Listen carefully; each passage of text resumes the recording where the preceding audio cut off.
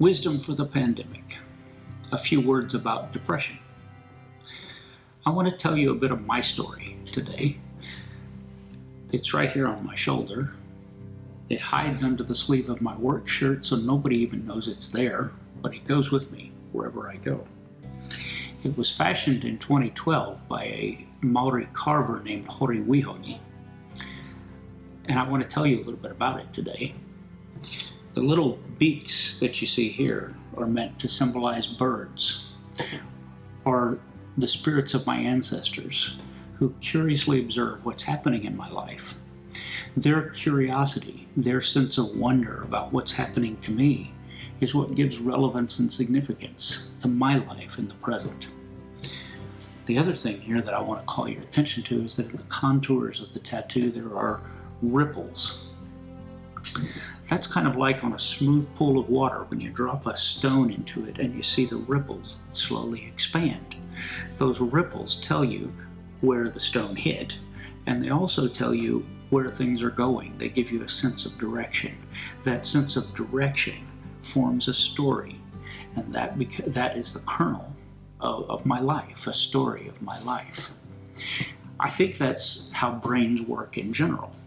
They don't just record memories as isolated or random little flashes in time, but rather they place those memories into a sort of ripple. They search the chaos of our past and of the things that have happened to us, and they look for those disturbances that actually may form ripples and that may give a sense of meaning and direction to our lives. So, what happens if all of that gets blown up? Let's say somebody drops a big rock into that little pool where you're seeing the ripples expand and all of the water becomes murky and undecipherable. Let's say that a pandemic comes along. Let's say that it destroys the ripples that we thought were indicating where our life was going. That all of those plans we had seem murky and undecipherable. And that somehow we've lost connection with those supporting cast of friends who gave us encouragement and who seemed to lend significance to our lives. In that sort of a chaotic circumstance, it's not surprising if we become discouraged and feel some depression and despair. But that's exactly the sort of circumstance for which our brains were created. You see, our brains don't need stone statues or markers that give us a guidance to our past.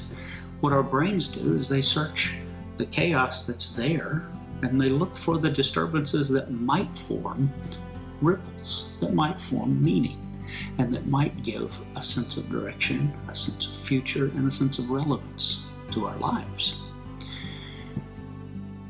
I think in some ways, I think in the fullest sense, that's what's meant when Scripture says that we are fashioned in the image of our Creator. Our Creator is, by definition, one who looks out at the chaos and forms relevance and meaning, that puts all of that nonsense into a story.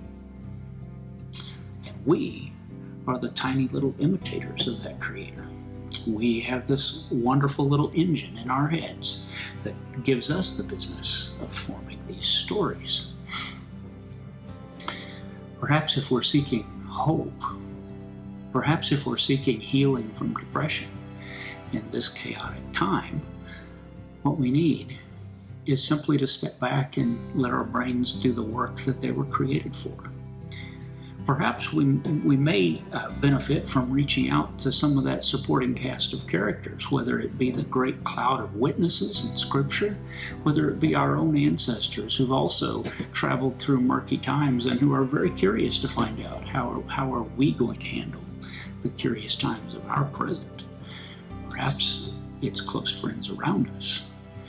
Perhaps as we check in with these ancestors, supporting cast, and perhaps as we listen, perhaps we'll hear the voice of our Creator, helping us to form a new story, giving us wisdom for this pandemic.